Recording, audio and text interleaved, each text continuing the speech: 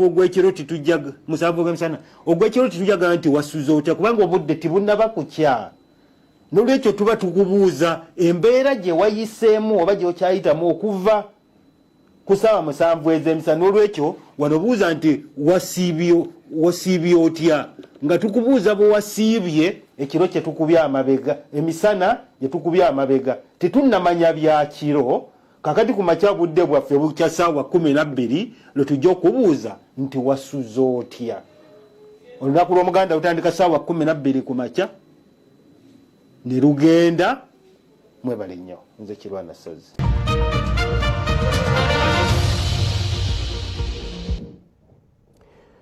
Abasirikale ba poliisi 38 ku madaala aga waggulu abawumuziddwa olunaku olwaleero basiibuddwa mu butongole. Kaakati Ssaabaduumizi wa poliisi John Martins Okotho Kyola asinzidde ku mukolo guno okubasiima olw'obuweereza obulungi. Omukolo guno ogw'okusiibula abasirikale bano gubadde ku kitebe kya poliisi Naggulu wano mu Kampala.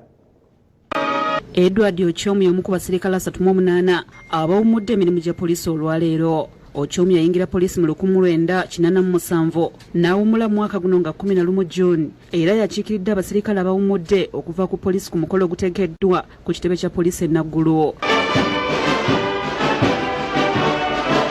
Ochomi yakulira mu nkambi ya poliisi Naggulu mwe yava nayingira poliisi. Olwava okutendekebwa yakolerako ku poliisi y'e Kawempe Katwe ng'akulira ebyokunoonyereza n'ebifo ebirala bingi nga mu 2009 yakuzibwa ku ddaala lya AIGP nga waawumulidde nga yadumira ebikwekweto bya poliisi mu ggwanga. Ochomi asiimye poliisi omukisa gw'emuwadde okugikoleramu ebbanga ery'emyaka 35. Agamba nti musanyufu olw'okuba nti olugendo lwe baatandika abangi asobodde okulumaliriza. The aim of running is actually to reach the finishing line, which we have done. Some of our colleagues could not make it to the end for various reasons, and we thank God for actually enabling us to be here today. Ayongeddeko nti mu mwaka gw'Ekinaana obutabanguko n'obubbi bw'emmundu bwafuula omulimu gwa poliisi omuzibu.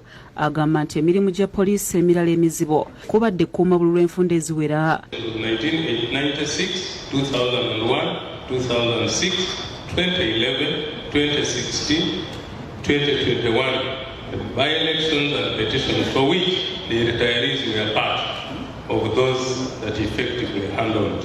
Asabye wabeerewo enkolagana wakati w'abasirikale abawumudde n'abakyalimu ng'amagye bwe gakola. Ochomusi yekka awumudde wabula abadde akulira ebyemizannyo mu poliisi Andrew Solowen n'abadde omutabaganya wa poliisi n'omuntu wa bulijjo Hassan Kasinje n'abalala bangi nabo bawumudde.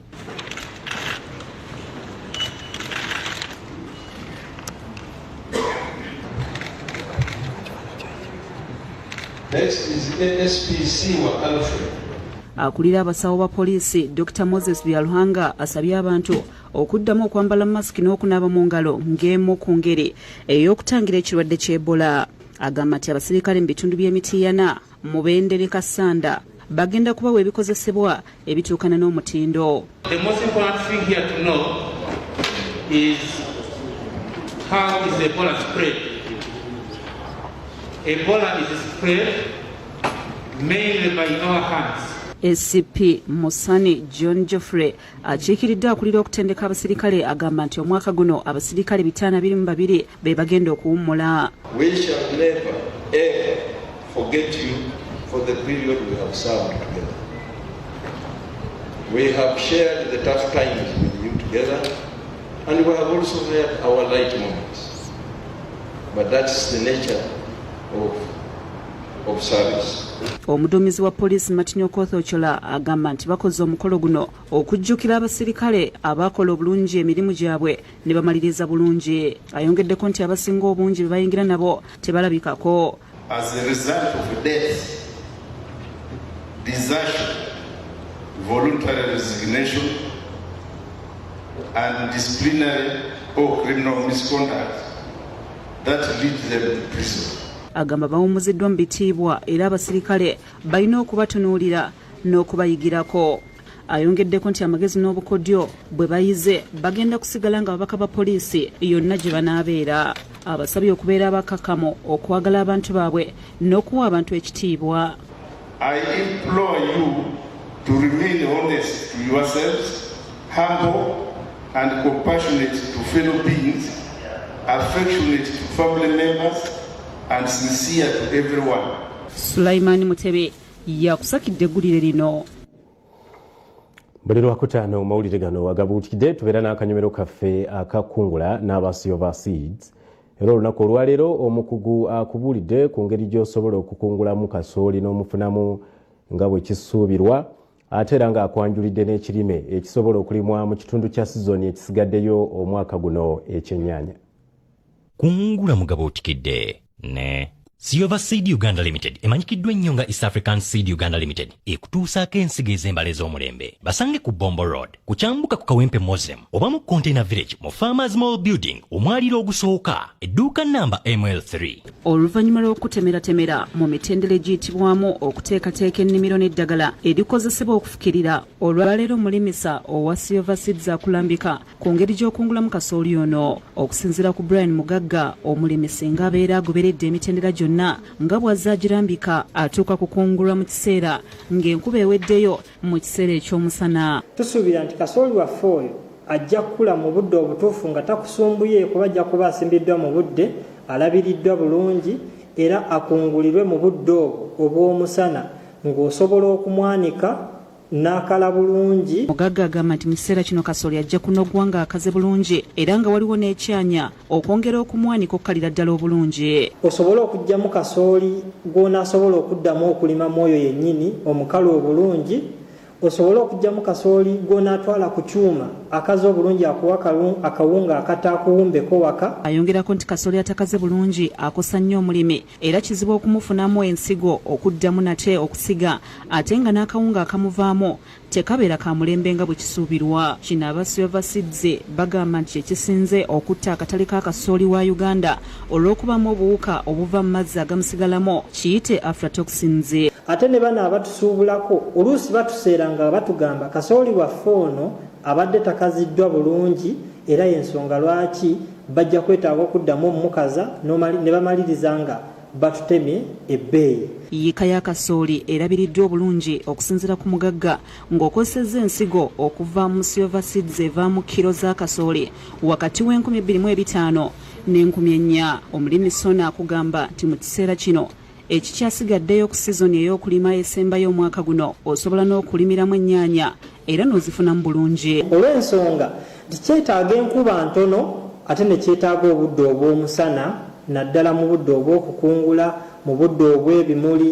Akusunirako ku nsigo ey'embala gy'osobola okwettanira ekulira mu kiseera ekitono egumira embeera y'obudde ng'ogenda oteeka mu kitono kyokka n'ofunamu kinene. Mwetaaga ennyaanya egejja ng'ebala ate nga tekunduka mangu.